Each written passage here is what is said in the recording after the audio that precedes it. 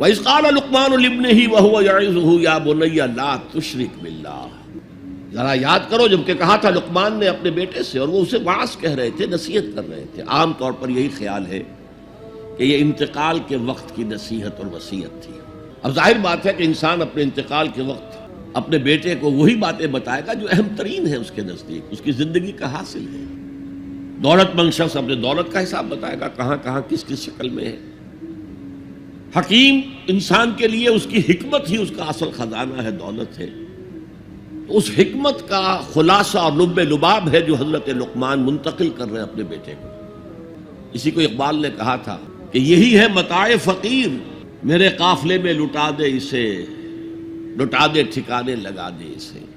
میرے پاس جو حکمت ہے، جو بھی میں نے قرآن سے اخذ کی ہے حکمت، یہی کچھ ہے۔ ساقی متاع فقیر، اس اے ساقی متاع فقیر یہی کچھ ہے، میرے قافلے میں لٹا دے اسے، لٹا دے ٹھکانے لگا دے اسے۔ اب حضرت لقمان کیا کہہ رہے ہیں؟ پہلی وصیت، پہلی نصیحت، اللہ کے ساتھ شرک نہ کرنا۔ یہ بھی عقل کا تقاضا ہے۔ یہ پورا نظام کائنات کا اتنا مرکزیت لیے ہوئے ہے، اس کے اجزاء آپس میں اس طرح مربوط ہیں کہ یہاں کنٹرول کسی ایک ہی ہستی کا چل سکتا ہے، دو کا نہیں۔ دو کا ہوگا لفسدتا، اللہ کے سوا بھی کوئی الہ ہوتا تو کائنات میں فساد ہو جاتا۔ ایک کی مرضی یہ ہے، دوسرے کی یہ ہے۔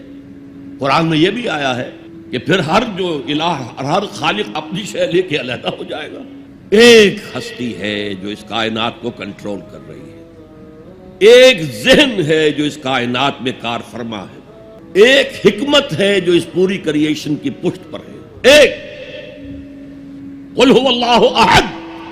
اب اس کے بعد پھر حضرت لقمان کی نصیحت، یا بنی انہا ان تک مثقال حبۃ من خردل، اے میرے بچے، انہا اس میں عمل کا معاملہ ہے، عمل سیئہ ہو یا حسنہ ہو، ہا کی ضمیر مؤنث آئی ہے، انہا نیکی ہو یا بدی ہو، انہا ان تکو مثقال حبۃ من خردل، اگر وہ رائی کے دانے کے ہم وزن بھی ہو، پھر وہ نیکی یا بدی، فتکن فی صخرۃ، کسی چٹان کے پیٹ میں گھس کر کیا گیا ہو، او فی السماوات، یا فضاؤں میں کیا گیا ہو، خلاؤں میں کیا گیا ہو، او فی الارض، یا زمین کے پیٹ میں کیا گیا ہو، یات بہ اللہ، اللہ اسے لے آئے گا۔ کائے کے لیے لے آئے گا؟ جزا و سزا کے لیے لے آئے گا۔ انسانی اعمال میرے بیٹے یہ جان لو ضائع ہونے والی چیزیں نہیں ہیں، ان کے بدلے نکلیں گے، ان کے نتائج نکلیں گے، ان کے بدلے مل کر رہیں گے۔ چھوٹی سی چھوٹی چیز بھی، رائی کے دانے کے ہم وزن بھی ہو، مثقال ثقل سے بنا ہے، ثقل کہتے ہیں بوجھ کو، تو اگر وہ رائی کے دانے کے ہم وزن بھی ہوگا تو کہیں نہیں چھپے گا۔ اسی لیے آیا تھا فَمَنْ يَعْمَلْ مِثْقَالَ ذَرَّةٍ خَيْرًا يَرَهُ وَمَنْ يَعْمَلْ مِثْقَالَ ذَرَّةٍ شَرًّا يَرَهُ، کسی نے اگر ذرے کے ہم وزن نیکی کی ہوگی وہ بھی اپنے سامنے پائے گا، اور ذرے کے ہم وزن کوئی بدی کی ہوگی وہ بھی سامنے پائے گا۔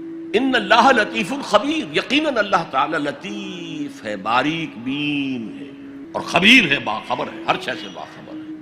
لا یخفی علیہ شیء فی الارض ولا فی السماء، کوئی شے اس پر مخفی نہیں ہے، نہ زمین کی نہ آسمانوں کی۔ تیسری نصیحت، یا بنی اقم الصلاۃ وامر بالمعروف وانہی عن المنکر واصبر علی ما اصابک، اے میرے بچے نماز قائم رکھ۔ اب نماز سے مراد کون سی نماز ہے؟ آپ اس سے اپنی نماز نہ سمجھیے۔ ہم سے پہلے بنی اسرائیل کے اندر کچھ اور نماز کی شکل تھی، ہمیں کچھ اور نماز کی شکل دی گئی ہے، ہمیں نماز کے اوقات اور دیے گئے، ان کے کچھ اور تھے، لیکن کیا شے مشترک ہے؟ اللہ کے ساتھ ایک لاء لگانے کی شکل، اللہ کے ساتھ تجدید عہد کرتے رہنا، اللہ تعالیٰ کے ساتھ ایک تعلق قلبی اور ایک ربط ذہنی برقرار رکھنے کا کوئی نظام ہونا چاہیے۔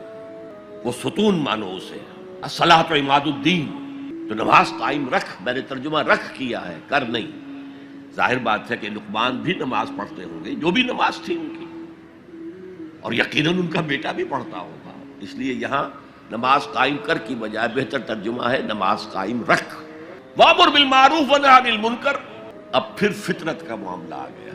فطرت انسانی واقف ہے کہ یہ شر ہے، یہ خیر ہے، جسے میں نے اس سے پہلے کہا ہے کئی مرتبہ، بیسک ہیومن موریلٹی، جو پوری انسانیت کی میراث ہے، ہر مذہب میں وہی ہے.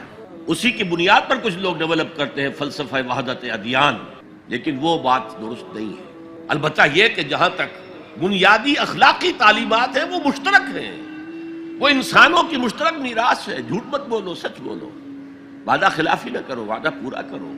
راہ میں کوئی بھٹک رہا ہو تو راستہ دکھاؤ، کوئی اندھا ہے تو انگلی پکڑ کر اسے سڑک پار کرا دو. یہ فطرت انسانی ہے. اس پہلو سے معروف کا لفظ آیا، نیکی کا لفظ ہی نہیں آیا یہاں. جانی پہچانی شے، اذا ساعت کا سیئتک وحرت کا حسنتک فانت مومن. اگر تمہیں کوئی نیکی کا کام کر کے مسرت حاصل ہو، دل میں انشراح ہو جائے اللہ نے مجھے توفیق دی، اور کوئی برا کام کر کے برا لگے یہ میں نے کیا کر دیا، نہیں کرنا چاہیے تھا، تو تم مومن. تو معروف شے ہے، جانی پہچانی چیز ہے نیکی، اور منکر ہے فطرت انسانی ابا کرتی ہے برائی سے. یہ علیحدہ بات ہے کہ انسان جو ہے اپنی فطرت کے خلاف چلتا ہے، اپنے مفادات کو دیکھتا ہے، دنیا پرستی میں غرق ہو گیا ہے کہ اندر سے اس کا ضمیر کانشنس اسے ملامت کرتا ہے تم غلط کام کر. پھر آیا بر میں ہم دیکھ سکے وہ اپنے آپ کو سیٹسفائی کرنے کے لیے کہتا ہے میں فلاں فلاں نیکی کا کام بھی تو کر رہا ہوں، تو اتنا مضطرب کیوں ہے؟ یہ سارا معاملہ معروف منکر. یا بنی اقم الصلاۃ وامر بالمعروف وانہی عن المنکر. اے میرے بچے نماز قائم رکھیو، انتقال کے وقت کی یہ وصیت ہے، اور نیکی کا حکم دیتا رہیے، معروف شے کا پرچار کریو. یہ وہی مضمون آ گیا سورۃ العصر کا، والعصر ان الانسان لفی خسر الا الذین آمنوا وعملوا الصالحات وتواصوا بالحق وتواصوا بالصبر. یا بنی اقم الصلاۃ، یہ عمل صالح، شرک سے بچ گئے، یہ ایمان ہے، توحید ہے. وامر بالمعروف ونہی عن المنکر، حکم دے نیکی کا، بھلائی کا، معروف کا، اور روک منع کر منکر سے، جس سے ابا کرتی ہے انسان کی فطرت، جس سے وہ جانتی ہے کہ یہ کام اچھا نہیں ہے. وَاصْبِرْ عَلَىٰ مَا أَصَابَكَ، وہ صبر بھی آ گیا، وَتَوَاصَوْا بِالصَّبْرِ، اور پھر جو بیتے اس پر صبر کیجو. اس لیے کہ امر بالمعروف اور نہی عن المنکر بڑا کڑوا فعل ہے. یہ خاص طور پر نہی عن المنکر کسی کو اچھا نہیں لگتا، ریزنٹمنٹ ہوتی ہے. بچے بھی جیسا کہ میں عرض کر چکا ہوں، اگر آپ کہہ دیں بھئی یہاں مت کھیلو، یہ کھیلنے کی جگہ نہیں ہے، تو پھر اکثر و بیشتر اپنی عزت سلامت لے کر گھر جانا ممکن نہیں ہوگا. اور جو سب سے بڑا حق ہے، یہ زمین، یہ کائنات اللہ کی ہے، وہ اس کا حاکم ہے، اس کی حاکمیت قائم کرو. تو جو خدا بنے بیٹھے ہوں اپنی حاکمیت کا سکہ چلا رہے ہیں، وہ برداشت کریں گے؟ دین کی بات پھیلانا صدقہ جاریہ ہے. ثواب کی نیت سے ویڈیو کو شیئر ضرور کیجیے. جزاک اللہ.